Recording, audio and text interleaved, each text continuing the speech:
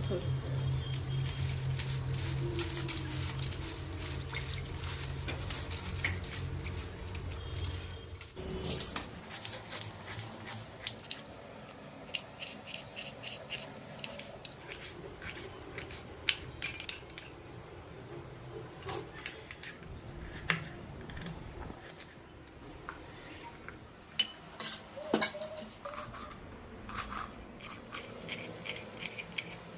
त्याच्यावरती थोडंसं मीठ टाकते आणि हळद, शेंगदाणा ॲड करते. थोडंसं त्याला परतवून घेऊया. आपले शेंगदाणे झालेत, आता आपण याला काढून घेऊया.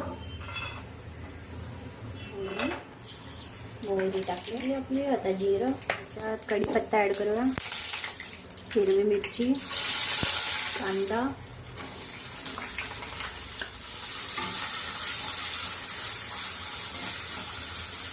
टाकलं टोमॅटो,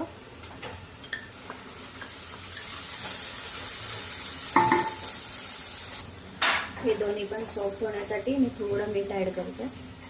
आता मी बटाटा ॲड करते.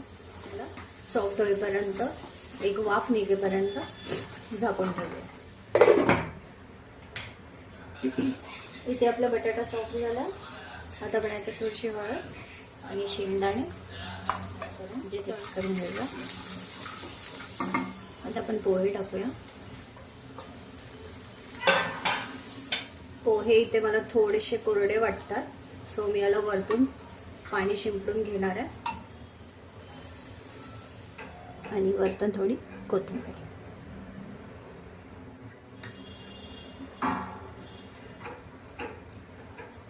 5 मिनिटं झाकून ठेवूया.